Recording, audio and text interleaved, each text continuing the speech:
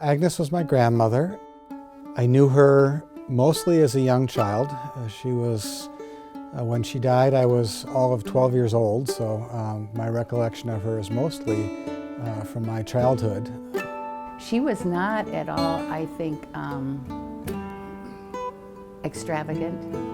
You know, she lived in lovely places, but she liked to garden and she liked to sew, and I don't recall her having a fancy car or any of that. So I think the overriding thing was her sense of responsibility and generosity. She had a place in Delwood on the lake, and we'd go there to play in the beach and things like that when my sister and I were small. We do have some home movies of grandmother with both myself and my older brother when we were babies. She was a loving, kind grandmother. And I had these two lovely bedspreads that she made, and my father said, oh, there's a lot of Mozart in those bedspreads. You simply did not interrupt grandmother when she was listening to the Met Opera. Well, I think it's pretty clear. She was an avid reader, a consumer of literature, and she loved the arts. She felt that her family was well taken care of, and that the amount of money that she had amassed through the years could be used for helping other people. The values she instilled in my father were the ones that then were passed along to us, my brother and myself. The good news is that Agnes didn't give a lot of deep directives. She had one very major directive, which was the money was made in Minnesota and it should stay in Minnesota, so it should be given back to Minnesota organizations and projects. But she didn't say it has to be for these purposes. So she was really a futurist in that sense, recognizing that the world would change and the foundation's giving had to change with the world. I believe Agnes felt a sense of social responsibility, and she understood that she had financial means to help support her community. We all have a responsibility, particularly those of us who do better, to take care of our community, to serve our community, and to raise up those around us.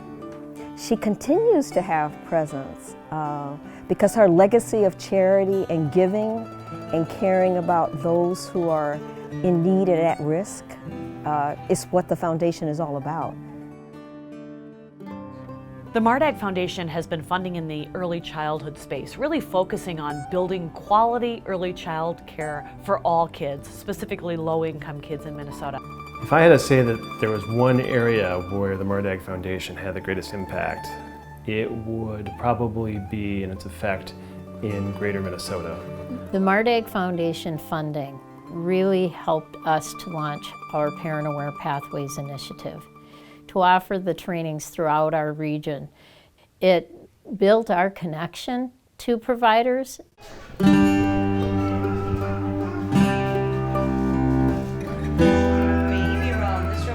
Licensed for 8 babies. And our teachers do a great job doing different activities and sensory activities with them. So I have kids who I've been able to see through the window in our infant room. Now they're over here, including Caden, over here in my toddler room, and then we graduate and transition them up into preschool, and then everywhere I go in the center, I see kids that I know that are, I'm pretty much a rock star. We all are as teachers here. You get your self-esteem built. You come in and it's like, Teacher Nancy, high five. So it's really awesome. We do have kids that are at risk. We offer scholarships, again, through the state, these early learning scholarships that are available. And that is a lot of that we're able to get because we're a 4-star rated program. But then we're able to take in kids that don't have to pay anything because we're able to get the scholarships. So we have kids that are in foster care, kids that their home lives are, they're just a challenge for them. So because we can offer the scholarships, and we are able to get a lot more of those kind of families too. Because we're open from 6:30 until 5:30, it provides Monday through Friday, we're able to provide a very stable environment for the kids.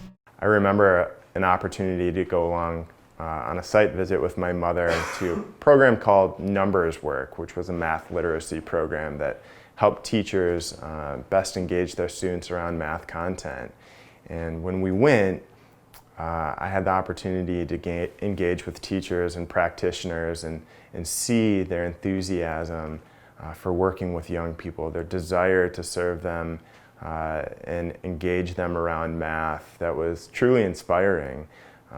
For me, it stuck with me and was one of the reasons that I became a teacher. I think she cared very much for people who had issues with aging, and as she aged herself, she had strokes and numerous things, and I think really didn't enjoy at all being disabled. Going through a series of challenges recently and in the near past with family members, it made it abundantly clear to me that we could do better as a community for the elderly. Even if they do have family members, sometimes those family members are unable to care for them the way they would wish. And of course, we know there's plenty of seniors in our community who don't have a lot of family they can rely on. My name is Pam Detterman, and I am the Executive Director and the Founding Director of Vine Faith in Action here in Mankato, Minnesota. It's really a pleasure for me to be here to talk about the difference that the Mardag Foundation has made in our organization over the years. The mission of Vine is really closely related to how we help people to age successfully and to enjoy life as much as they can as they progress through the seasons of life. A few years ago, Vine decided to intentionally reach out to the diverse population. As of today, we have 175 coming from 21 different countries. When the students come to school, at the beginning of the day, they will have tea time and then for socialization, and then they'll come into the classroom and there's warm welcomes, and they are paired up with a learning partner or a tutor. And they have a journal, and they fill out, the journal has been filled out by the coordinator on the topics that are going to be covered that day, and they spend an hour and a half studying English. We had a women's gathering that took place last November in my house, and everyone brought their ethnic food. So I asked each of them if they would share what they were grateful for, what they were thankful for. And there was a Christian Southern Sudanese woman, and she shared that she saw her husband and her son murdered in front of her by rebel troops, and she also had been shot and injured in her legs, and that she was a widow, and she went to a refugee camp, and she was all alone in the refugee camp, and she was all alone in Mankato. And then when she found the Kindred Gathering Adult Day program, she said, now I have friends and now I have a family. You are my family, my life. Yes. We family right now. You bring me here too, I'm happy now. One of the areas, for instance, that the board focuses on is the area of the arts in Minnesota. And as a state, we're proud of our ability and our reputation in the arts, but that doesn't come from nowhere. That had to be supported over a great many decades in order to get to the place where it is now. The Mardag support for the Art Space Hastings River Lofts has been very important because there are a lot of children and families who live here. Part of the Mardag Foundation mission is focused on children and at-risk people and art. And this building has housed people who were formerly homeless. It's housed people who have Section 8 vouchers. It houses artists, and it houses children. We're here today in Springboard's brand new building that we call Spring Box on University Avenue in St. Paul. And Mardag, along with St. Paul and Bigelow Foundation, was the very first supporter of the capital campaign here and of this big new project to convert this vacant used car dealership into a real community asset. From the first meeting that we had with Mardag staff, it was clear that they understood what we're trying to accomplish here on Selby. The Rondo Community Land Trust has provided housing for low-income families that they would otherwise not be able to have afforded on their own. That the combination of our grants and loans that we secure allows them to get into a home that is stable, clean, safe, and affordable for them for the long term. We're applying the same principle with the commercial development, that it will be affordable space long term. The Mardag Foundation grant, through the help of Rondo as well, allows us who are fledgling businesses in the area to be able to support ourselves in coming back to the area in business.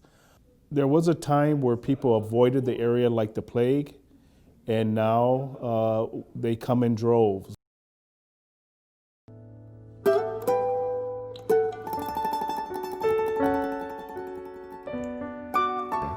I think one of the greatest privileges of serving on the Mardag Foundation is to go on site visits and see some of the work that our grantees are doing. You learn really quickly that it's not Mardag Foundation that's doing the work.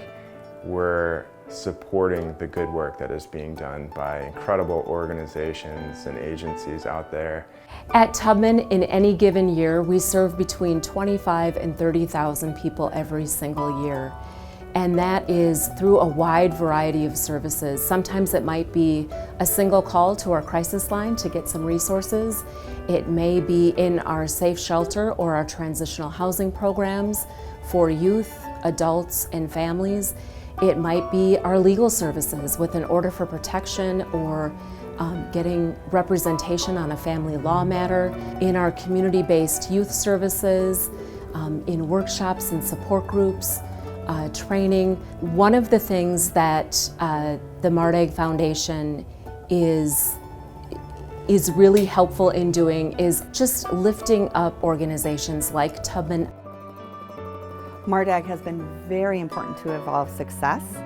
Their belief in our pioneering and innovative services, their willingness to take the risk with us as an agency and kind of step outside the typical box of what you see in programming has really helped us grow and really helped met the unique needs of our community. Here at Evolve, I see on a daily basis the impact that we have with these kiddos that we've served over the years. Well, I'm excited about the energy and the new ideas and perspectives that the fourth generation has already been bringing to the foundation. It's just, it's exciting to see that they have a perspective that's broader. I think that's more caring to the community, more caring to the environment, and more caring about kids who are at risk. I represent the fourth generation of family members serving on the Mardag Foundation board, and that service for me represents an ability to both get to know our community and serve our community. I know that's something that Agnes wanted to pass along to her children, her grandchildren, and fortunately it's passed along to her great-grandchildren now. Family is very important to me, and I think that because I missed out on knowing my grandparents and getting to know them, this was a way to have a connection with them. The changes I think that the fourth generation are going to have and are immediately having right now are fairly significant, honestly. We're in the process, I was fortunate in one of my first board activities to work on building the overall, rebuilding the overall strategy for the Mardag and getting those things codified, written down, and agreed upon by the board.